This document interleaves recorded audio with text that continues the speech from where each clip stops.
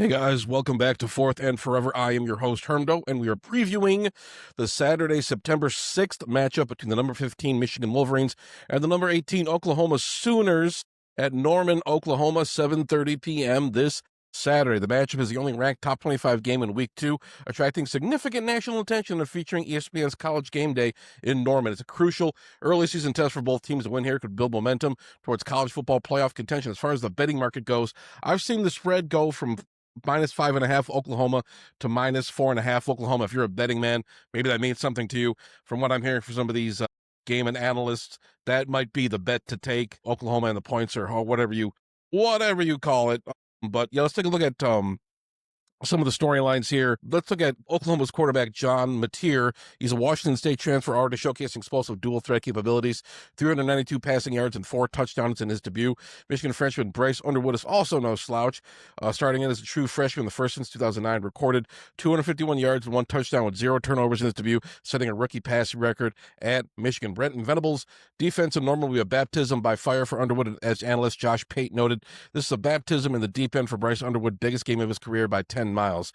Let's talk about Michigan's offense. Offensive breakdowns from Al Borges and Michigan staff highlight that Michigan's new OC Chip Lindsey has injected RPOs, tempo, and spread principles into the offense while blending them with the program's traditional smash mouth identity. First game standout, Justin Haynes rushed for a Michigan debut record of 159 yards and 3 touchdowns. Tight end Marlon Klein emerged as a versatile weapon, 6 receptions, 93 yards, and a touchdown. Borges emphasizes leveraging high percentage throws, balanced run-pass mix, and tempo to counteract the crowd noise and defensive disguises in Norman. Key Sooners to watch beyond John MATEER is wide receiver Keontez Lewis, who hauled in 9 catches for 119 yards and 2 touchdowns in Week 1. Also keep an eye out for defensive lineman R. Mason Thomas, a sack leader capable of wrecking the offensive line. I believe he had 9 sacks last year. Venables is definitely going to use him. Oklahoma's defense also stands out as stingy and disciplined, posing a big challenge to Michigan's explosive duo.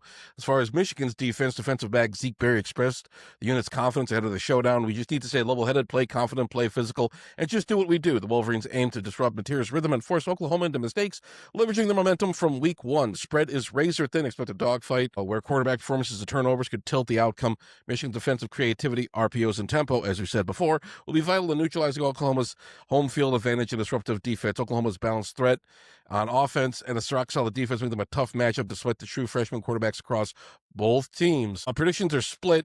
Fox is giving Michigan 23-19, Michigan 23-29 to some prognosticators. Oklahoma's slight edge from covers. Keys to the game: quarterback composure, offensive tempo, defense forcing mistakes and special plays in a close, high-profile road test.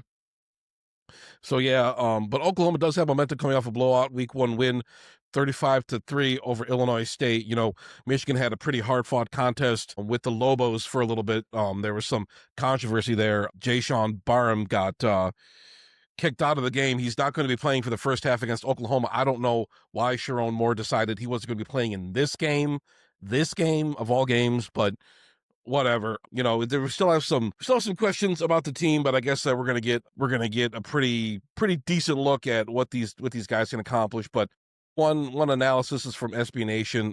This I have to say, last week was a bit of a weird start to the season for Michigan. The Wolverines were in control of the game against New Mexico and looked like they added to their lead when Jayshon Barham returned a fumble for a touchdown when he sacked the quarterback of the Lobos. Instead, Barham was flagged for targeting. The touchdown was taken off the board. Michigan still won comfortably. That just seems to take some of the wind out of their sails, since it meant Barham will be suspended for the first half of this game. Even though Oklahoma brought in Washington State's quarterback John MATEER and Cal running back Jaden Ott, the Sooners will have Brenton Venables as their head coach. I don't think Venables, this guy doesn't think, I don't think Venables is the man for the job in Norman, and the seat is about to get hotter with the loss to Michigan on Saturday night. Bryce Underwood continues a strong start to his college career with a big road win, Michigan. So what do you guys think about that kind of stuff? What do you guys think as far as this goes? You know, they got it's John MATEER has followed his offensive coordinator, Ben Arbuckle, to Norman. They're definitely in that Brent Venables offense. They're going to want to make a statement game. You know, Wolverines, one of those teams, they had an off year last year. They still beat Ohio State and Alabama. I mean, if you want to call that an off year, I guess. I mean, they only had 8 wins, but whatever. But Michigan's got that target on their back. Michigan fans have been insufferable. We've been really big dicks lately. But yeah, we saw Arch Manning look miserable against Ohio State in the shoe last week, and Notre Dame quarterback C.J. Carr also had some rough moments against Miami at Hard Rock Stadium.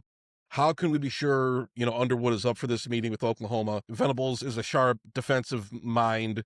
He's got some serious talent on this team. Mason Thomas is going to be all up. I mean, hopefully the defensive line for Michigan can hold up, or the offensive line for Michigan can hold up against Mason Thomas, because it's going to be a bit of a battle. I think. I don't know if I had to guess, if I had to put my 2 cents in, I think Michigan could eke out a victory, but I almost have to give a little bit to Oklahoma. I think they might win by about a score, maybe 10 points or so.